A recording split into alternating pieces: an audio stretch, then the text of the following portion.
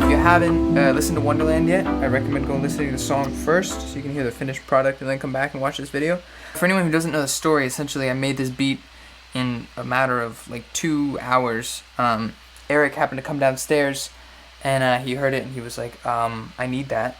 So I sent it to him, and the next day he had most of it written, and then we started working on it together and started tracking vocals. And so I want to show you guys kind of the beat. Maybe we'll get into some of the vocal stuff, but I want to show the beat of how it kind of came to be before Eric took it. I've been using Arcade a lot lately, and so all of these audio files you see here are all bounces of Arcade samples. So I started out with this sound, and that's it. I really liked this sound. I thought it was really cool. Thought it created a constant element. That's the thing in a lot of pop music right now, is there's just something in the background that's like just a constant, even if it's just one note or a couple notes or a simple chord change. There's just something in the constant, or something in the background that's constant. I started out with that, and then I think I wrote the bass line next, which is just super simple. And honestly, when I first started writing this song, I was just doing it as an exercise, because at that time I had been making like a beat a day. And so I just go and sit down, I make a beat, and let it be whatever it was. And so I wrote the bass line.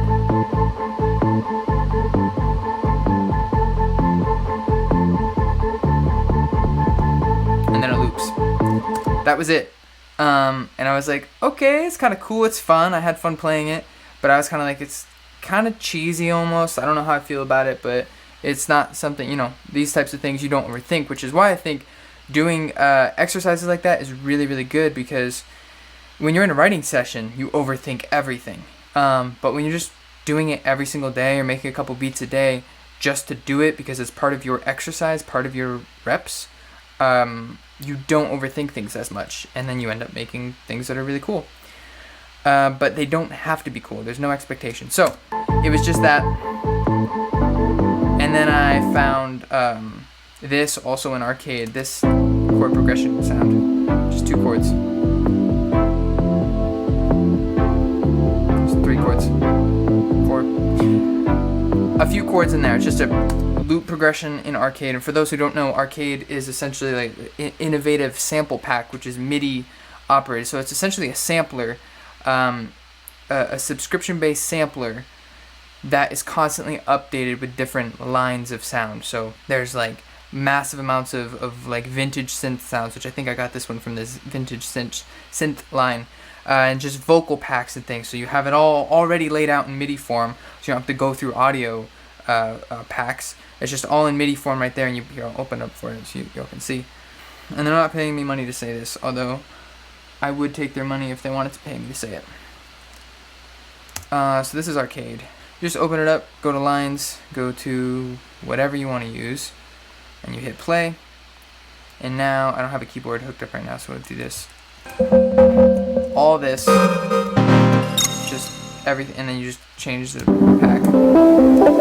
And you can adjust things. It's just, and then you can go in and edit everything. I don't want to get sidetracked, but it's really cool. So I had started by writing that chorus. So when I had that, I had this chord progression, I had this bass line, and it was just this. It was cute. I think usually my process is I'll have some sort of lead, I have a bass line, and then I'll do drums somewhere in that time frame. Also, this is an Arcade thing that's bounced out right here. This was I think they have a couple percussion packs that I use, so it's just, and that's just literally a tambourine.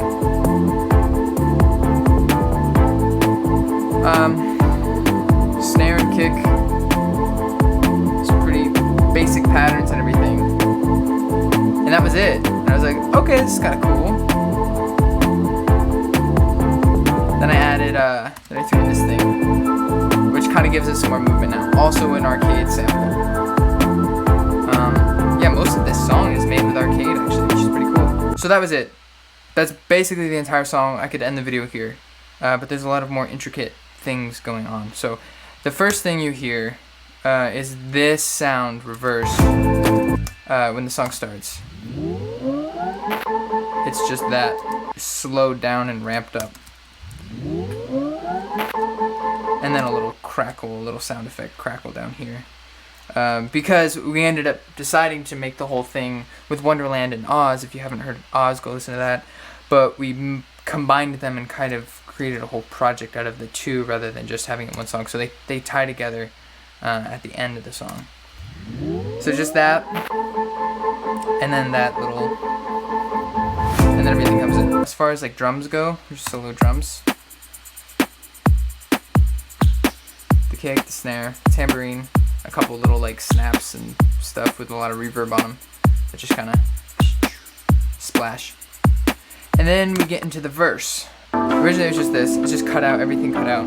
Nothing super fancy. Once Eric recorded vocals on it, we threw in this like underwater sound. Just like very reverby. Doop-a-dup, doop-a-dup. Give it some movement, give it some, to fill it out a little bit. There we go. It's just that. And then we get into the pre-chorus, which is cool. Also, this sound, which you hear in the background a lot, it's just in the transitions and stuff, it's also an arcade sample. It's just a really pretty, kind of eerie vocal that I loved, and it just felt good. It's just two notes sliding down from one note to another. It's just really pretty. And it's kind of eerie, and we like that because it's like Wonderland. It's mysterious. Then we get into the pre-chorus, which is where some variation happens. So we have this bass line with the drums.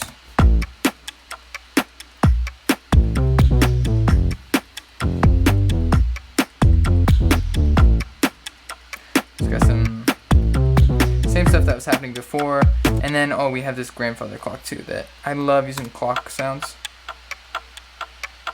So just kind of plucking back and forth there. Can barely hear, but it adds a lot of texture to it. Actually, social experiment, I'm going to mute that sound. I'm going to play it. You just heard it. I'm going to play it without it there. Right? Now I'm going to add it back. It's just like, you don't even really notice it, but it adds a lot. So that happens, and then we go into the chorus.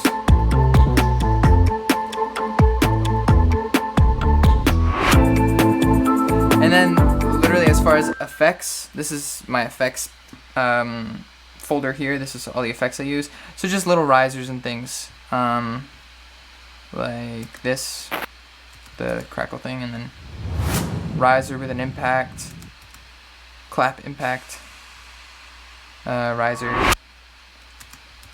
and just, that's Eric's vocal actually. So some of this stuff happened after we started recording vocals and some happened before. So the chorus happens, and it's the same thing as that I first showed you, and then it goes into the verse too.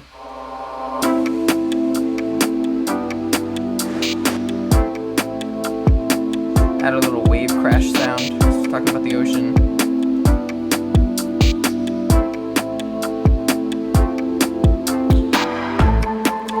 Back into the pre-chorus, which is the same exact thing. Added some more sounds. I took the bass line, so the bass line I wrote for it, I copied it and put it into some staccato cello sounds. So, and they're super distorted. And just in the back.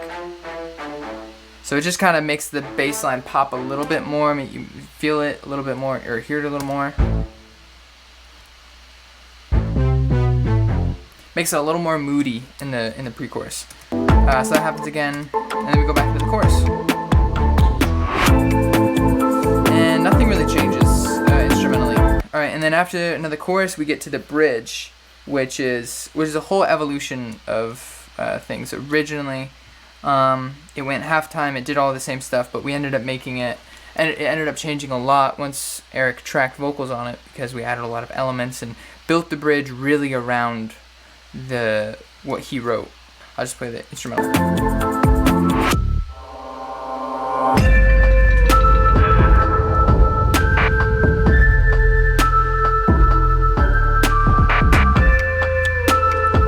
clock comes back.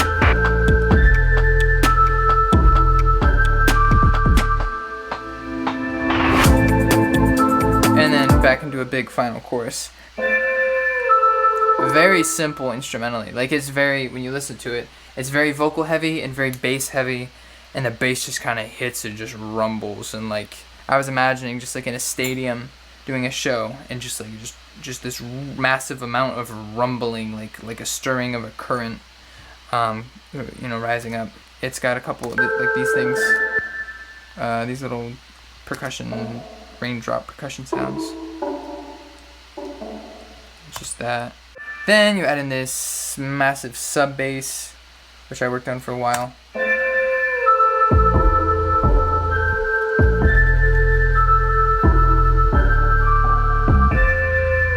And that's just kind of what you hear going on. And then you also got all these drums. You got little hi-hat, big kick.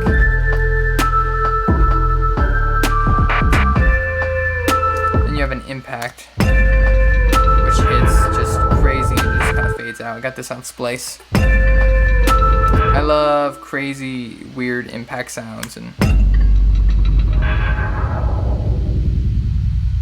I'm gonna throw in the vocals real quick, just so you guys can hear that.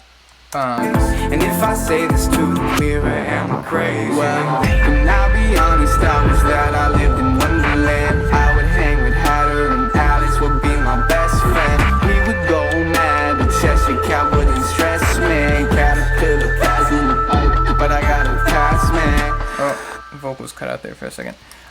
But yeah, there's like a crazy distortion stuff going on. That's basically the bridge. Go mad, but Cheshire Cat wouldn't stress me. Caterpillar flies in the pipe. Then we go back into final chorus. We hit that twice, because that's a classic thing to do. And it's basically the same thing. We just add some layers to stuff. I can see it from a mile away. The truth is fading. I can see it. Built up the instrumental a little bit more. We added layers and harmonies in the vocals.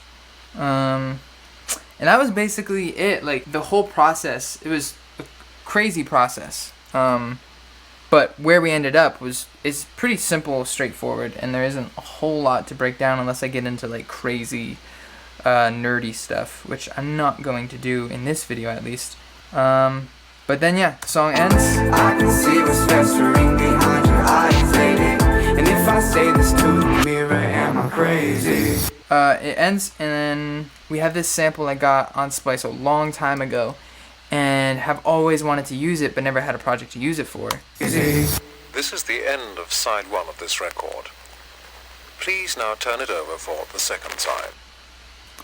So we have that, and it leads right into Oz, which starts out with a crackle and a record sound, and then Oz starts.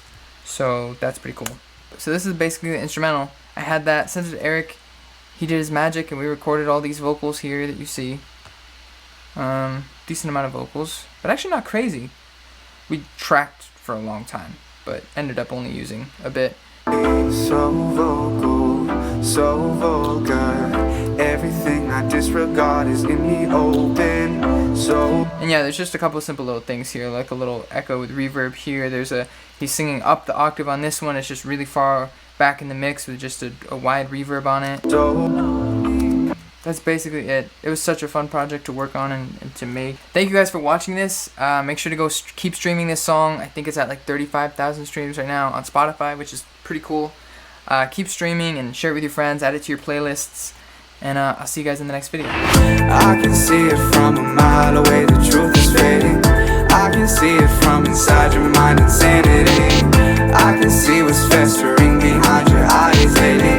And if I see I can see it from a mile away, the truth is fading. I can see it from inside your mind, insanity. I can see what's festering behind your eyes, lady. And if I say this to the mirror, am I crazy?